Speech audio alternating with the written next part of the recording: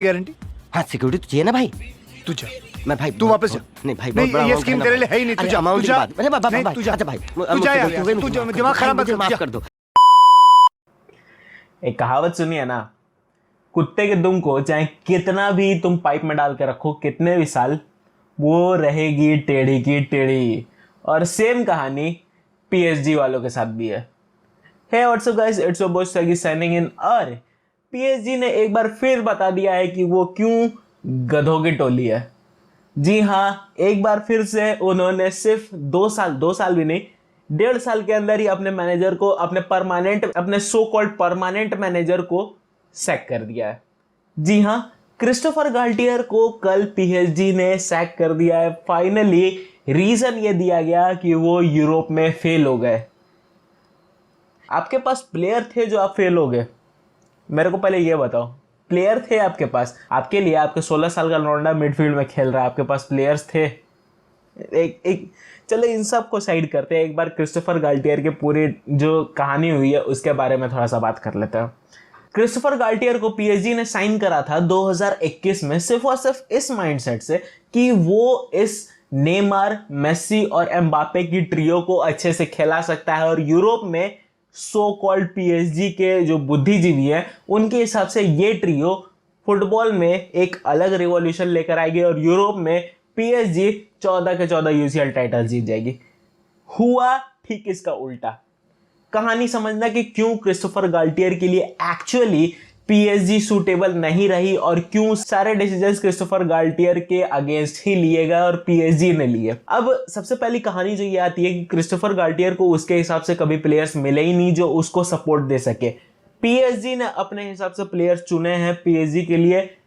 उनके जो ऊपर बैठे हुए हैं, जो माई बाप, उन्होंने चूज करे हैं प्लेयर्स, कभी क्रिस्टोफर गाल्टियर से पूछा नहीं गया। और खासकर पीएसजी ने एक्चुअली कभी क्रिस्टोफर गाल्टियर को उतना भाव ही नहीं दिया जितना एक्चुअली एक मैनेजर को मिलना चाहिए। अब इसका एक सबूत तुम्हें मिलता है अभी मेसी वाली स्टोरी को लेकर, अभी जो 2 महीने पहले हुई थी, कि क्रिस्टोफर गाल्टियर को पता ही नहीं है कि मेसी को इन्होंने सस्पेंड कर दिया है 2 हफ्ते के लिए। वो अलग घूम रहा है, टहल रहा है, उसको मतलब आगे पीछे कुछ नहीं। चलो यार ठीक है, वो है खत्म है, कुछ नहीं, ठीक है, लेकिन वो टीम का मैनेजर, उसे पता होना चाहिए था ना कि तुम्हारी टीम का सस्पेंड कर रहे हो, नहीं कर रहे हो, क्या कर रहे हो, उसके डिसीजन कुछ होते हैं नहीं होते हैं। तुम प्लेयर ही सस्पेंड कर दोगे बिना अपने मैनेजर को बोले? वाह, ये अलग कहानी चल रही है इनकी।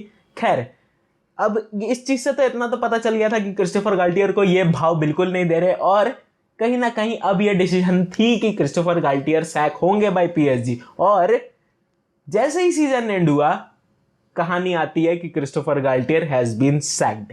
खत्म कहानी। अब ये कहानी बहुत पुरानी नहीं थी, तो तुम भी ऐसे प्रिटेंड मत करो कि तुमने बहुत दुनिया से बाहर न्यूज सुन लिया। ये कहानी बहुत समय से इमिनेंट थी और चल भी रही थी। अब क्वेश्चन ये आती है कि क्रिस्टोफर गाल्टियर की जगह कौन लेगा? तो पीएसजी वालों ने फिर से अपना बुद्धि लड़ाया और बैकफ्लिप मारी उनकी बुद्धि और उन्होंने फाइनली एक नाम निकाला यूलियन नागल्समैन का। अब इस पूरे कहानी को समझो कि यूलियन नागल्समैन अभी टॉप रनर है पीएसजी का मैनेजर बनने के लिए। हालांकि बहुत सारे ऐसे मैनेजर्स थे जिनसे लिंक आ रही थी, जैसे कि तुम अगर जिदान की बात करो या फिर तुम जोजे मरीनो की बात करो। जोजे मरीनो ने इनफैक्ट ये भी कहा था कि किसी से भी मेरे को अभी तक कॉल नहीं आया। इनफैक्ट मतलब कि पीएसजी ने एक्चुअली जोजे मरीनो से कभी टॉक शुरू करे नहीं थे, लेकिन उनकी लिस्ट में जोजे मरीनो का नाम डेफिनेटली था, ये चीज तुम मानो।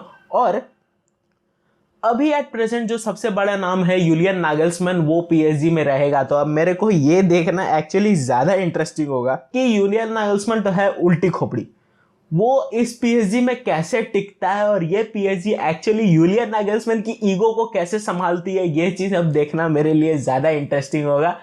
और खैर फ्यूचर में इस पर बात करेंगे ही, जैसे जैसे इनकी जो ये सास बहू वाली कहानी है वो और ज्यादा बढ़ेगी, इस पर फिर से चर्चा करेंगे। खैर, इसी के साथ हम आते हैं अपने सेकेंड अपडेट पर, जो कि है एंगोलो कांटे को लेकर। और भाई, मैंने कि तुम्हें कल के एपिसोड में कहा था कि सऊदी एक्चुअली यूरोपियन फुटबॉल को चेंज कर रहा है और यूरोप के जितने बड़े बड़े जो लीग प्लेयर्स हैं वो अब कहीं तुम्हें सऊदी में जाकर वहां बॉल खेलते हुए दिखेंगे। एक एग्जांपल तुम्हें बेंजेमा का मिल चुका था, अल इत्तिहाद का। अब सेकंड जो एग्जांपल है वो है एंगोलो कांटे का। और एंगोलो कांटे ने कल चेल्सी को बोल दी थी कि वो चेल्सी छोड़ेंगे और ठीक 24 घंटे के अंदर इतनी रिपोर्ट आ जाती है कि अल इत्तिहाद के जितने भी जो लोग वहां गए हुए थे, छिंगुर बिंगुर, उन्होंने एक्चुअली साइन करवा लिया है एंगोलो कांटे से अपना एक कॉन्ट्रैक्ट, और वो फ्री ट्रांसफर होगी। अब फ्री ट्रांसफर का मतलब ये नहीं है कि सैलरी नहीं मिलेगी, सैलरी मिलेगी, और 100 मिलियन पर सीजन की सैलरी मिलेगी एंगोलो कांटे को। ये सऊदी वालों के लिए 100 मिलियन ऐसे फेंकते हैं जैसे चिल्लर हो। लिटरली इनके लिए 100 मिलियन साला कोई मतलब ही नहीं रखता है। 100 मिलियन तो बिल्कुल फेंक देंगे किसी पे भी, चाहे किसी पे भी फेंकना हो, 100 मिलियन ऐसे ऐसे उड़ाते हैं ये। खैर, तुम एंगोलो कांटे की इस पूरी कॉन्ट्रैक्ट की बात करो तो 100 मिलियन पर सीजन है, और 2025 तक का कॉन्ट्रैक्ट है, यानी कि 2 साल का कॉन्ट्रैक्ट है, 100 मिलियन पर सीजन। तो मान लो कि 200 मिलियन पर सीजन की सैलरी उठाएंगे एंगोलो कांटे अल इत्तिहाद में। और बेंजेमा की न्यूज़ ये है कि बेंजेमा ने भी साइनिंग कंप्लीट कर लिया, और बेंजेमा अब है अल इत्तिहाद में, मार्को एसेंसियो पीएसजी में, बेंजेमा अल इत्तिहाद में। अब इस पूरी सिनेरियो को कैसे रियल मैड्रिड काउंटर करती है और चेल्सी काउंटर करती है, ये देखना बहुत ज़्यादा इंपॉर्टेंट भी होगा और इंटरेस्टिंग भी होगा कहीं ना कहीं एक पॉइंट पर। खैर, इसी के साथ हम आते हैं अपने थर्ड न्यूज पर, जो कि है यूवेंटस को लेकर। और यूवेंटस ने सुपर लीग से अपना नाम खींच लिया है। सुपर लीग की जिसको नहीं पता है उसे मैं थोड़ी सी डिटेल्स दे देता हूं, बिकॉज सुपर लीग बहुत ही नया कॉन्सेप्ट चल रहा है अभी। सुपर लीग बेसिकली कुछ नहीं है, ये जितने भी टॉप लीग के क्लब्स हैं यूरोप में उनके दिमाग की उपज है। बेसिकली इसमें जो अभी तक टीम्स हैं, जो फाउंडिंग मेंबर्स हैं, वो 12 हैं, और अभी तक इसमें 18 टीम्स हुई है। टोटल इनकी जो टारगेट है वो है टोटल 80 टीम्स की, और टोटल 80 टीम्स इस सुपर लीग में खेलने की इन्होंने टारगेट रखी थी। बट अभी तक सिर्फ और सिर्फ 18 ही टीम्स हुई हैं। और अगर इसके पूरे तुम रूल्स की बात करो तो रूल्स में ये चेंज है कि 90 से 60 मिनट हो जाएगी पूरी गेम टाइम की, यानी कि मोर अग्रेसिव फुटबॉल तुम्हें देखने को मिलेगा। अब अगर तुम इसमें मेरे पॉइंट ऑफ व्यू की बात करो तो मैं इसके साथ भी हूं, इसके खिलाफ भी हूं। सबसे पहले इसके कॉन्स की बात कर लेते हैं कि क्यों आखिर मैं इसके खिलाफ हूं। सबसे पहले तो एक फुटबॉल गेम 90 मिनट का होता है, जो कि वैसे ही शॉर्ट है। उसको तुम और कितना शॉर्ट कर दोगे यार? वो वैसे ही 90 मिनट शॉर्ट चल रहा है, उसको और तुम कितना शॉर्ट करके ले जाओगे? सबसे बड़ी क्वेश्चन तो ये है। उसके बाद जो जितने भी अग्रेसिव फुटबॉल है, ये मेंटल और फिजिकल प्रेशर बहुत ज्यादा प्लेयर्स पर डालेगा कि अटैकर्स को सिर्फ और सिर्फ अटैक करना होगा, वो उन्हें रेस्ट करने का भी टाइम नहीं मिलेगा बिल्कुल भी, और 60 मिनट में उन्हें कुछ ना कुछ करके गेम जीतना पड़ेगा।